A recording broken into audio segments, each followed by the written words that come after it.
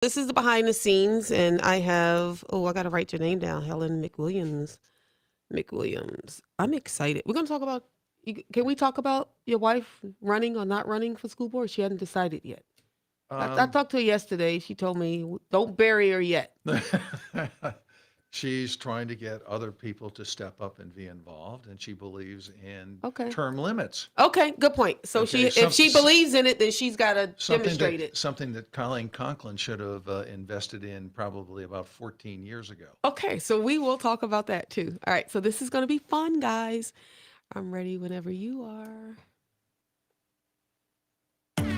You are now tuned in to Today with Pastor Jay on WNZF News Radio, where we discuss inspiring and informative news. And now here's your host, Pastor Jerlyn Denny.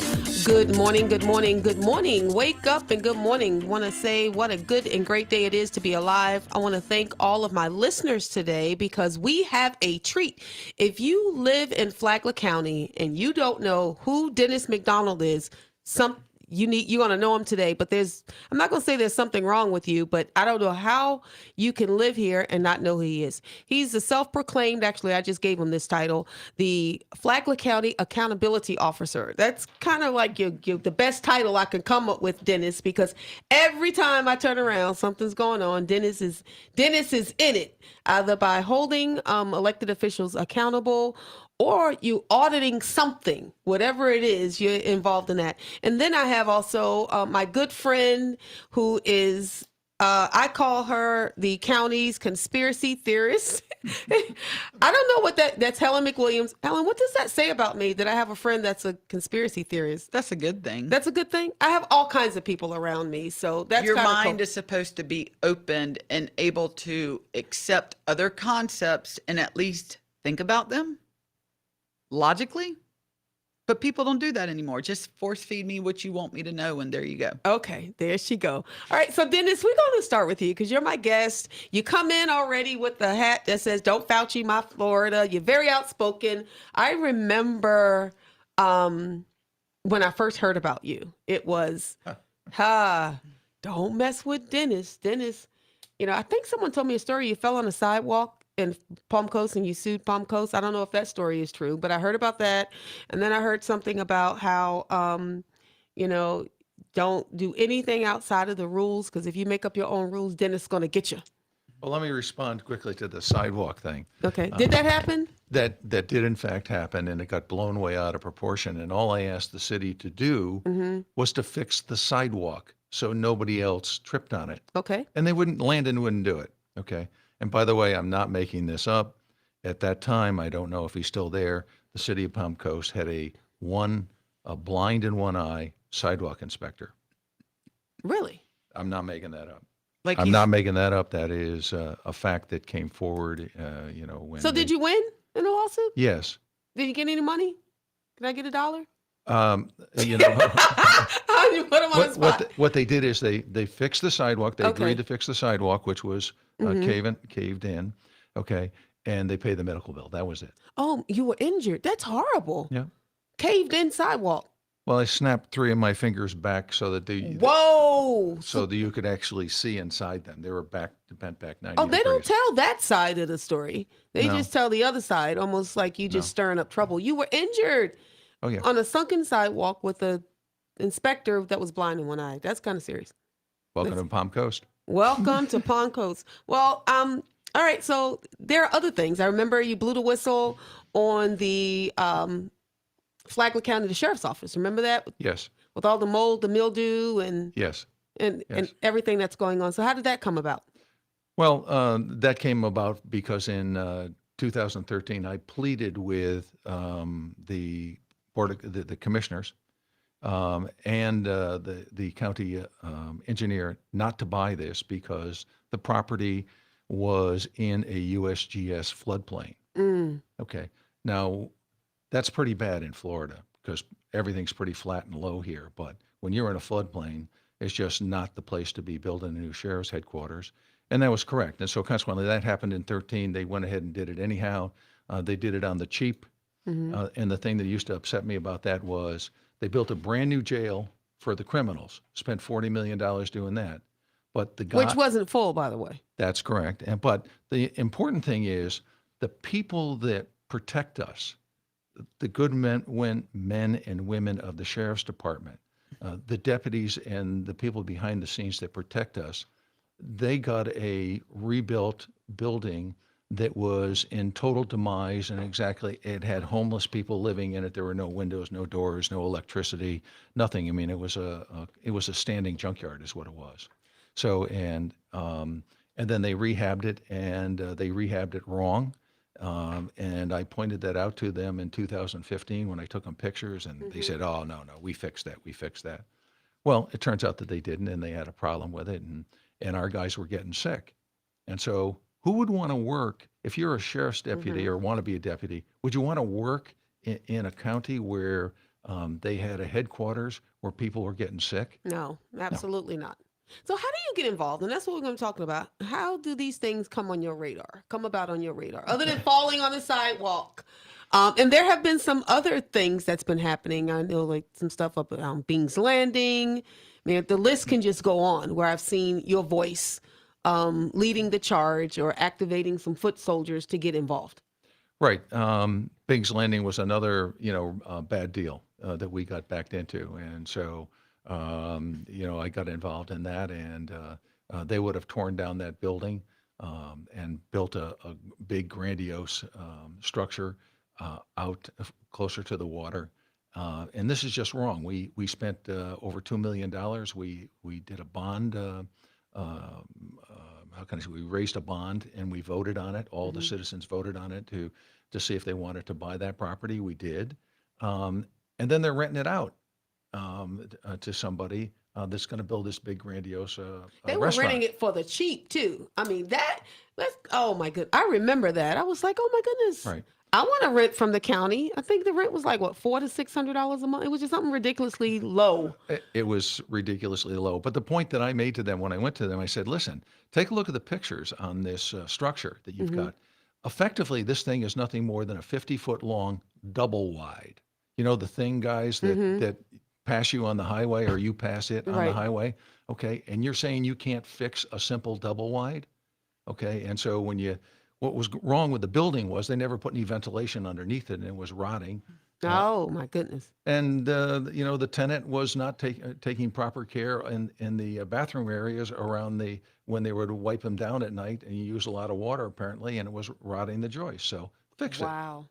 Put some ventilation underneath it. Well, that's essentially what they did. So and that saved us from having this big monster restaurant ruining the piece of property that the taxpayers agreed that they wanted to buy and to have, for generations to come as open space. Well, I have a question on that one. Yeah. So I thought pretty much one of the things that brought us here was the fact that there are no McMansions or hotels or anything along the coastline or this area right here, right? So that wanted to fall in under the McMansion, so to speak, if it's a big grandiose building / hotel type of chain, that doesn't fall. Is it like outside of, how does that work? Well, how were they even able to pass that? I'm not saying that it would have been a chain or anything like that. Okay. Okay. But what was happening, it was going to be much, much larger than it was. And that's so that they could get an alcohol license. Okay. And then sell alcohol on essentially public property. Okay. Okay. Run a restaurant. And there's way too much of this mixing of government and private enterprise. Private enterprise should do it on their own. Right. And the government should stay in government and as minimally as possible. Well, I'm not going to call you the town historian, but I want to know if you know this to be true. If this a fact or not? I heard, because on Flagler Beach, the tallest building we have is Aliki. Is that it? Yes. Aliki Tower? Okay. Yes, and the ones and the high rises that are way down to the Way down, Volusia, like going right, towards right. is in Volusia. That the owner of that tower initially, they weren't going to allow him to build, or he had built. I can't remember exactly what the story was, but he threatened to donate it to Bethune-Cookman. Because have you heard this story? Never heard that one. Oh, you haven't heard No, this story? Oh, no, yeah, no, there's a story. There's a story. We have to get back to that. I'll talk about that, I guess, next month. I'm All gonna do right. some research. That's gonna be on my Black History there thing. you go. Exactly. That'll be my Black there History you thing go. about how they would threaten they threatened to give it to Bethune-Cookman, and that's how they were able to pass. Yeah, because they were already building it. It was really weird. My understanding was, and I was involved back in 2007 or Okay. 8 with Save Flagler Beach, Patty Brown, Ruth Hellerman, those people. And I had never heard that at all. What did happen was they changed the city charter because they were afraid that Flagler Beach was going to become like every other place in Florida. You go over the Intercoastal Bridge and you try and find the ocean, and all you find is Buildings. a Hotel, wall yeah. of concrete. Right. That's true. And- All right. Well, we got to take a break. We'll talk more about that and some other things. Don't go anywhere. Don't touch that dial. You're listening to Today with Pastor Jay.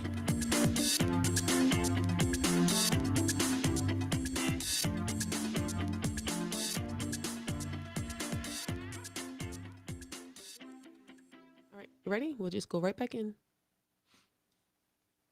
Welcome back. Welcome back. You listen to Today with Pastor Jay, and my guests are Dennis McDonald. He's the Flagler County's accountability officer. That's just a title we just came up here right now, self-proclaimed. And Helen McWilliams, who's self-proclaimed conspiracy theorist. Would you consider yourself Flagler County's conspiracy theorist? I'm one of them. There's There's a couple of them that are way more down rabbit holes than I am. Oh, But okay. I'm down a few rabbit holes. So, Dennis, how does these things come upon your radar? Because really, we want to encourage people to get active and get involved in our community.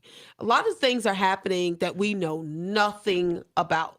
Parents are unaware of what's happening in Flagler County schools. Residents are unaware of what's happening at the city level and the county level. So, but you're involved. So how do you get involved? How do these things come up on your radar? You read the newspaper, you go to county and city commission meetings. I mean, what is it? What's the trick? Try to read as much as possible and not try and focus on a lot of it. Just kind of gloss through it and pick out the important points. One of the biggest things that I'm a big proponent on, okay, was getting Ron DeSantis elected as our congressman in 2012. Now, Jan and I walked the streets with him and his wife and a whole lot of other good people in this county, and we got him elected. And of course, Ron was never an elected official. He came from nowhere, and consequently, we put him into Congress. And he's the only guy I've ever voted for, okay, that actually went to Congress or the elected position that he chose to run for, or they chose to run for, okay, and did more than what I ever thought possibly he could do. Okay, I mean, the guy's just been a standout. And so to get further down the road on this, I've been talking about for a year now that we really need to pay attention. We live, excuse me, we live in the very nice sovereign state of Florida. Okay, the only reason that the state is sovereign and as much as it is and functioning as well as it is because Ron DeSantis is the governor. And so I've been saying for a year, we better pay attention to getting this guy reelected, because I'll give you some facts here. Okay. Real simple. Right now there are in registered voters, there are 5 million Democrats, 5 million Republicans, and there are 4 million unaffiliated voters. When DeSantis ran in 18, okay, he was elected narrowly by 33,000 votes. I remember. Less than 0.5% to a guy that was sketchy to say the least. But by the way, he was the mayor of the most dangerous city in Florida, Tallahassee. Look it up. Now, he's a dangerous place. So, we need to get this guy reelected. And we can't sit back on our laurels and say, oh, well, we moved to Florida. Florida's great and it's just going to keep on going like it is. The only way it's going to keep on going like it is another 4 years of Ron DeSantis.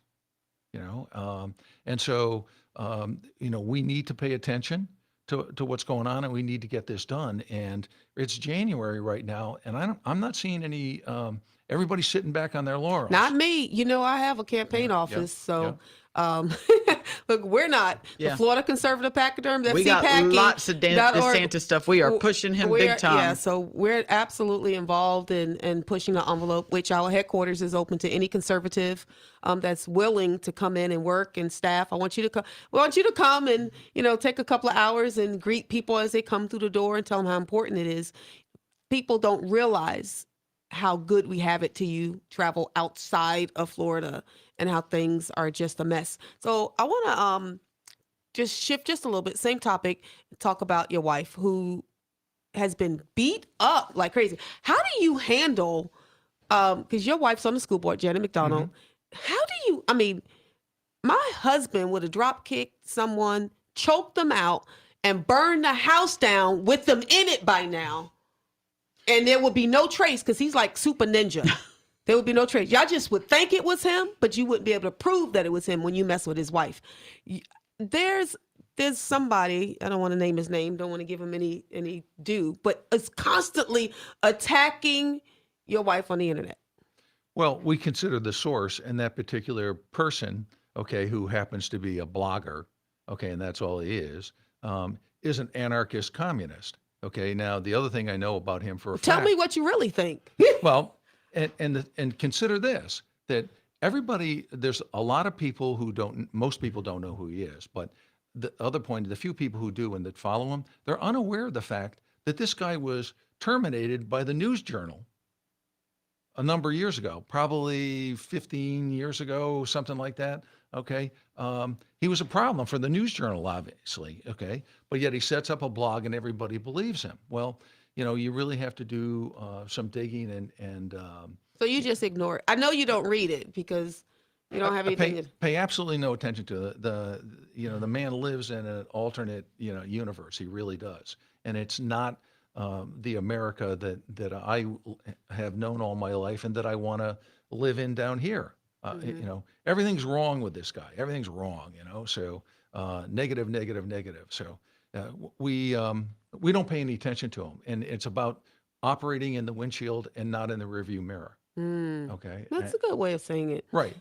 Okay, so what do you think about the current makeup of school board? I know it's time for re-election. Your wife, you call her Jan, which I think is just so sweet.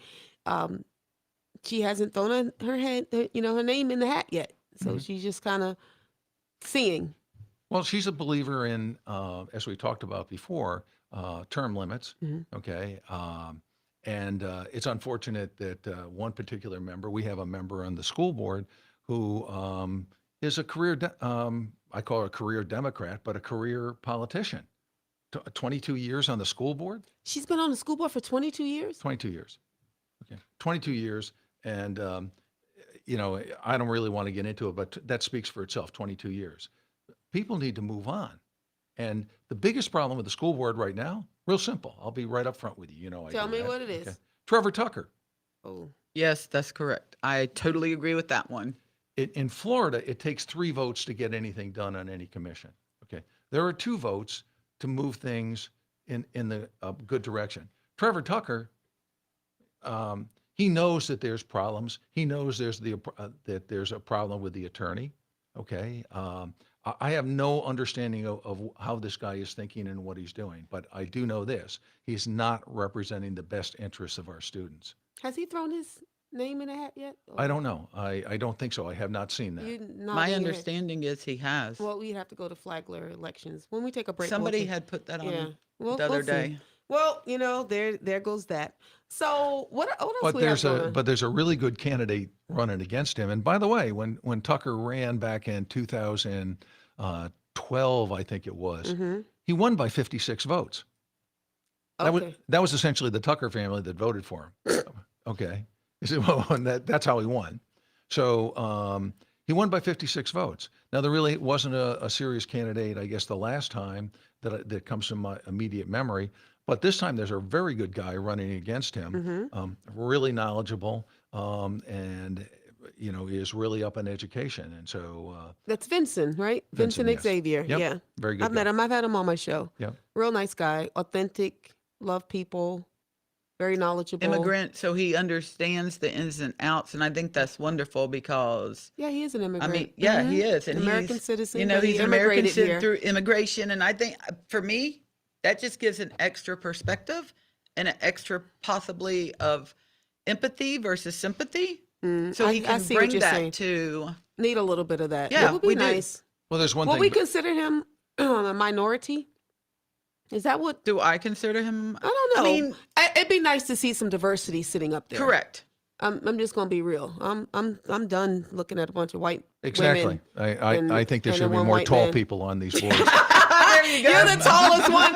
You're the tallest one in the county. We need to elect you to something like that. That'd be kind of cool. The interesting thing about Vincent is that this is a guy who lived and survived Northern Virginia. Yeah, that's Pay true. attention. That's true. Yep. That's true. Super cool. And county commission races are coming up as well. Yes. Yeah. You getting involved with that? Not as of yet. Not as of yet. You're gonna withhold your opinion on, because I know there's gonna be one hot race that we see right now, and that's District 4 County Commission. The Barbosa and Mullins smackdown. I'm telling you, if you do not get involved in any race, that's the race to get involved in. I already have tons of popcorn. It's going to be very interesting because both of them have different personalities, but then they're the same in a lot of ways. So that's going to be very interesting. But we got to take another break. Don't go anywhere. Don't touch that dial. You're listening to Today with Pastor Jay.